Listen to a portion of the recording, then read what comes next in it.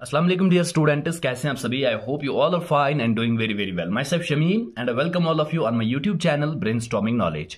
और आज की इस वीडियो में हम करने वाले हैं क्लास 8 साइंस का दूसरा chapter number 2, coal and petroleum.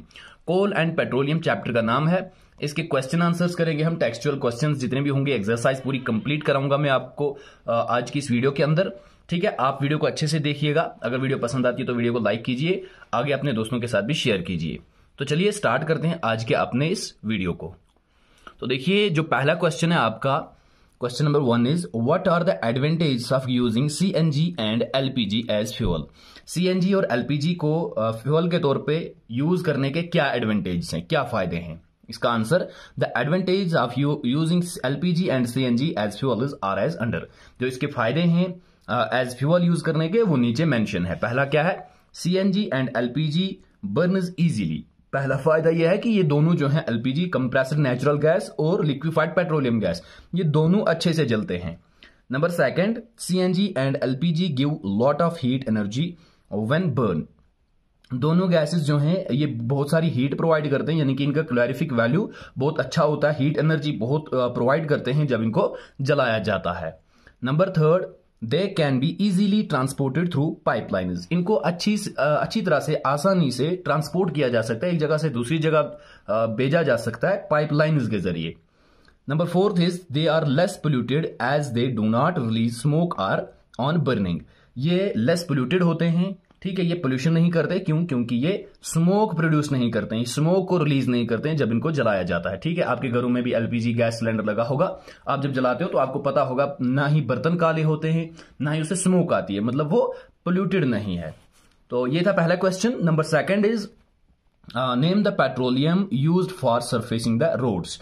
उस पेट्रोलियम का नाम बताओ जो रोड्स को सरफेस करने में काम आता है, यानी कि रोड्स को मैग्नेमाइज करने में काम आता है।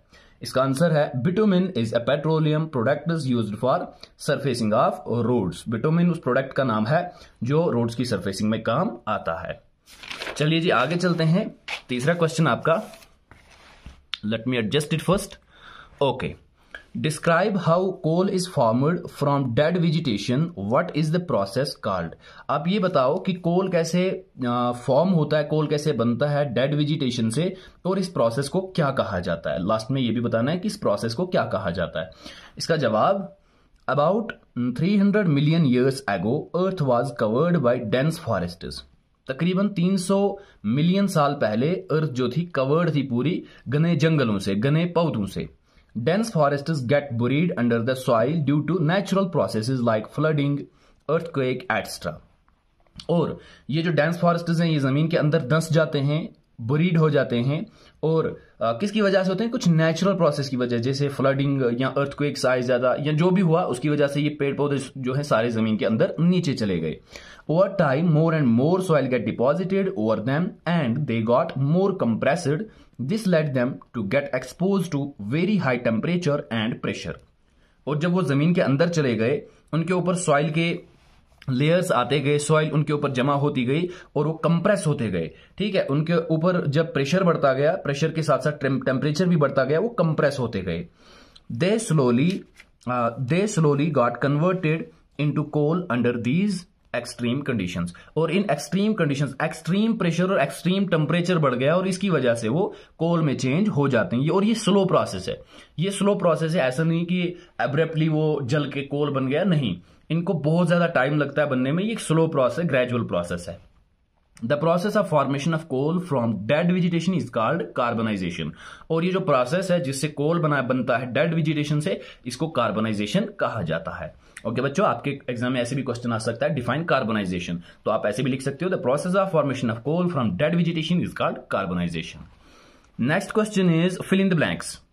हाँ, फॉसिल फ्यूल्स कौन कौन से हैं? Coal, petroleum and natural gas. Next is process of separation of different constituents of petroleum is called. ठीक है, जो प्रोसेस है जिससे डिफरेंट कॉन्स्टिट्यूएंट्स, पार्ट्स जो है पेट्रोलियम के अलग अलग किए जाते हैं, उसको रिफाइनरी कहते हैं। Least polluting fuel for vehicles is CNG. इसका आ जाएगा सीएनजी, क्योंकि ये बहुत ही कम पोल्यूटिंग फ्यूल है। राइट ट्रू और फॉल्स। अब ट्रू और फॉल्स लिखने हैं। पहला है fossil fuels are made in the laboratory. Fossil fuels laboratory में बनाए जाते हैं क्या? नहीं, ये फॉल्स है, गलत है, क्योंकि इन्हें बहुत टाइम लगता है, मिलियंस ऑफ ईयर्स लगते हैं इनको बनाने में, तो इसलिए ये लेबोरेटरी का काम नहीं है। CNG is more polluting then petrol. कहा जाता है सीएनजी ज्यादा पोल्यूटिंग है पेट्रोल से, ये भी फॉल्स है, ये भी गलत है। सीएनजी जो है ये लेस पोल्यूटिंग है और पेट्रोल ज्यादा पोल्यूटिंग है।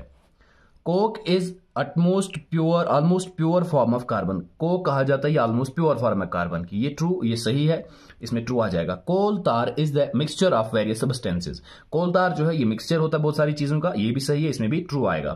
Kerosene is not a fossil fuel. कहा जाता है कैरोसिन फॉसिल फ्यूल नहीं है, ये गलत है, फॉल्स है। क्यों? क्योंकि कैरोसिन भी ये भी एक फॉसिल फ्यूल है, क्योंकि ये भी पेट्रोलियम का ही एक कॉन्स्टिट्यूएंट है, पेट्रोलियम का ही एक हिस्सा है। 6th question, explain why fossil fuels are exhaustible natural resources. आप ये एक्सप्लेन करो कि फॉसिल फ्यूल्स क्यों एग्जॉस्टेबल नेचुरल रिसोर्सेज हैं, मतलब ये क्यों वो नेचुरल रिसोर्सेज हैं जो खत्म होने वाले हैं। अगर हम इनका यूज, अगर हम इनको इस्तेमाल केयरफुली ना करें तो फिर एक टाइम आएगा जब ये एग्जॉस्ट हो जाएंगे, खत्म हो जाएंगे। आप ये एक्सप्लेन करो क्यों। तो इसका आंसर बनेगा the process of formation of fossil fuel requires millions of years. ये तो आपको पता है कि इनकी फॉर्मेशन जो है फॉसिल फ्यूल्स की, इन्हें मिलियंस ऑफ ईयर्स लगते हैं, लाखों साल लग जाते हैं। Dead vegetation and animals that get buried deep inside the earth requires high temperature and pressure for the formation of fossil fuels। और जो डेड वेजिटेशन बरी हो जाती है, धंस जाती है जमीन के अंदर, उन्हें ज्यादा टेम्परेचर और ज्यादा प्रेशर की जरूरत होती है फॉसिल फ्यूल्स बनने के लिए, which can not be done in the laboratory. और ये जो कंडीशंस हैं ये हम लेबोरेटरी के अंदर क्रिएट नहीं कर सकते हैं। 10 फॉसिल फ्यूल्स आर लिमिटेड। इसलिए फॉसिल फ्यूल्स जो है लिमिटेड हैं, जितने ही नेचुरली एग्जिस्टिंग है उतने ही हमारे पास, हम इनको सिंथेसाइज नहीं कर सकते, हम इनको बना नहीं सकते। देयरफॉर इसलिए the use of fossil fuels at a rapid rate will leads to their exhaustion. और अगर हम इनको ज्यादा से ज्यादा यूज करेंगे, ज्यादा रैपिडली यूज करेंगे, ज्यादा इस्तेमाल करेंगे, खर्च करेंगे, तो ये खत्म हो जाएंगे। 10 fossil fuels are exhaustible natural resources, इसलिए इन्हें एग्जॉस्टेबल नेचुरल रिसोर्सेज कहा जाता है। Next question is describe characteristics and the uses of coke. Coke के कैरेक्टरिस्टिक्स और यूजेस बताने आपको। सबसे पहले हम लिखते हैं कैरेक्टरिस्टिक्स, उसके बाद लिखेंगे हम यूजेस। देखो 3 कैरेक्टरिस्टिक्स हैं। Number first is Coke is tough. ये टफ सब्सटेंस होता है, यानी कि हार्ड होता है। कोक इज पोरस, पोरस होता है, इसमें छोटे छोटे वो छेद टाइप होते हैं। Coke is black in colour, और ये ब्लैक कलर का होता है। ये इसके कैरेक्टरिस्टिक्स हैं, ठीक है, ये इसकी खासियतें। अब यूजेस कहां पे यूज होता है? Coke is used in manufacturing of steel, steel बनाने के काम आता है। Number second, it is used in extracting of metals as a reducing agent. ये यूज किया जाता है मेटल्स को एक्सट्रैक्ट करने में, ठीक है, ये एज ए रिड्यूसिंग एजेंट काम करता है। Okay, these are the uses of coke. Next question is explain the process of formation of petroleum. Petroleum की फॉर्मेशन की जो प्रोसेस है वो आपको एक्सप्लेन करनी है। बहुत ही आसान लफ्जों में लिखा हुआ है, dead organisms that got buried in the sea millions of years ago got covered with the layer of sand and clay due to lack of air, high pressure, high temperature and high pressure. These dead organisms got transformed into petroleum and natural gas। देखो क्या, जो dead organisms हैं, जो समंदर के नीचे धंस जाते हैं, मिट्टी के अंदर, जमीन के अंदर धंस जाते हैं समंदर में, और ये भी एक रैपिड प्रोसेस नहीं है, ये भी एक ग्रेजुअल प्रोसेस, स्लो प्रोसेस है, इसे भी मिलियंस ऑफ ईयर्स लग जाते हैं, ठीक है। इनके ऊपर लेयर आ जाती है सैंड की, क्ले की, मिट्टी की, ठीक है, और वहां पे एयर की भी कमी होती है, और हाई टेम्परेचर होता है, हाई प्रेशर होता है, और इसकी वजह से ऑर्गेनिजम्स हैं वो ट्रांसफॉर्मड हो जाते हैं, किसमें? पेट्रोलियम में और नेचुरल गैस में।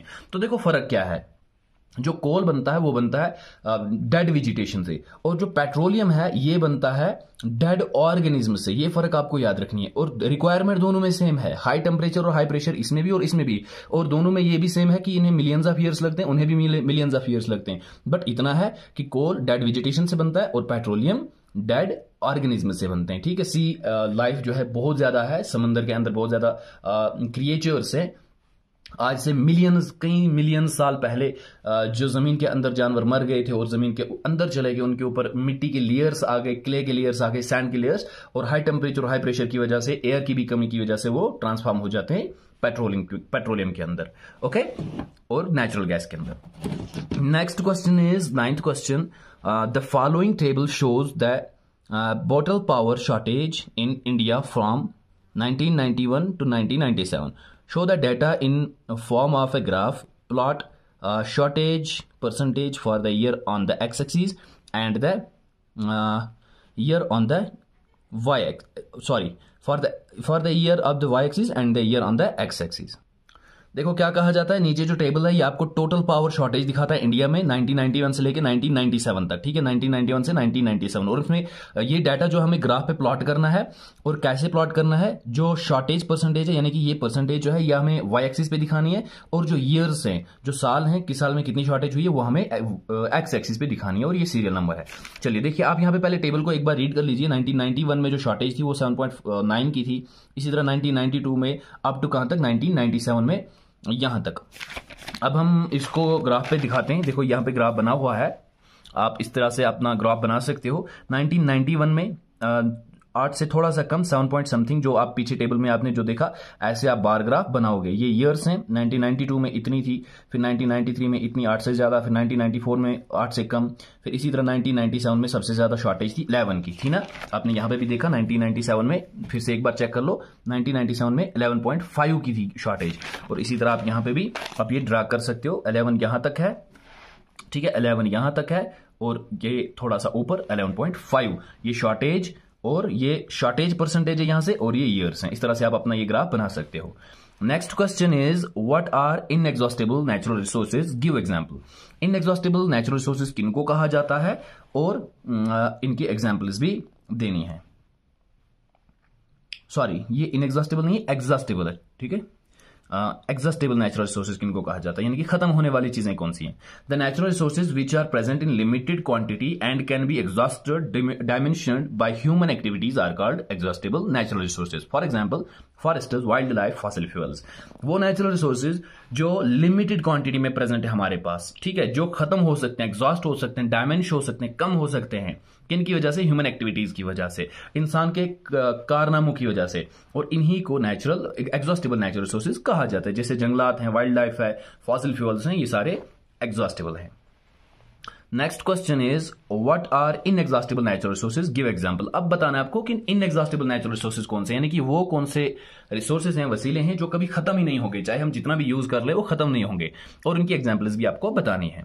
इसका answer, the natural resources which are present in unlimited quantity and cannot be exhausted, और I can say डायमेंशनड by human activities are called inexhaustible natural resources. For example, sunlight, air, etc. ये वो natural resources हैं जो unlimited quantity में अल्लाह ताला ने हमारे पास रखे हुए हैं। जैसे एयर है, सनलाइट है, अब चाहे जितनी भी सांस ले लो, हवा अंदर ले लो, ये खत्म होने वाली नहीं है। अब चाहे जितना भी धूप में बैठ लो, ये धूप खत्म होने वाली नहीं है, ठीक है। इन्हीं को इनएग्जॉस्टिबल नेचुरल रिसोर्सेज कहा जाता है, ठीक। चलिए जी, why is natural gas called clean fuel. Natural gas को क्लीन फ्यूल क्यों कहा जाता है? Natural gas is cleaner fuel because when it burned it does not release smoke, moreover it is very less polluting. ये इसलिए cleaner fuel इसको कहा जाता है क्योंकि जब ये जलता है तो ये कोई स्मोक रिलीज नहीं करता, धुआं नहीं छोड़ता है, और ये कम पोल्यूटिंग है, इसलिए इसको क्लीन फ्यूल माना जाता है। Next question is what are the uses of coal. Coal के यूजेस क्या हैं? ओके, चलिए जी, कोल के uses of coal. It is used for, sorry let me adjust it first, okay. It is used to cook food, सबसे पहले ये खाना बनाने के काम आता है। It is used in railway engines to produce steam. Railways में पहले ये यूज होता था स्टीम प्रोड्यूस करने के लिए, स्टीम इंजन जो चलता था कोल पे पहले, ठीक। It is used in thermal power plants, it produce electricity. ये थर्मल पावर प्लांट्स में यूज किया जाता है टू प्रोड्यूस इलेक्ट्रिसिटी, आएगा पे क्या बनाने के लिए? इलेक्ट्रिसिटी प्रोड्यूस करने के लिए। It is used as a fuel in various industries, बहुत सारी इंडस्ट्रीज में ये एज ए फ्यूल भी यूज किया जाता है कोल। ओके, ये हो गए इसके 5 पॉइंट्स, और इसी के साथ साथ हमारा ये जो चैप्टर था कोल एंड पेट्रोलियम, ये हमने किया खत्म। आई होप कि आपको ये वीडियो अच्छी लगी होगी, आंसर्स बहुत अच्छे लगे होंगे। हम नेक्स्ट वीडियो में मिलते हैं आप लोगों के साथ तीसरे चैप्टर के साथ। तब तक के लिए अल्लाह हाफिज।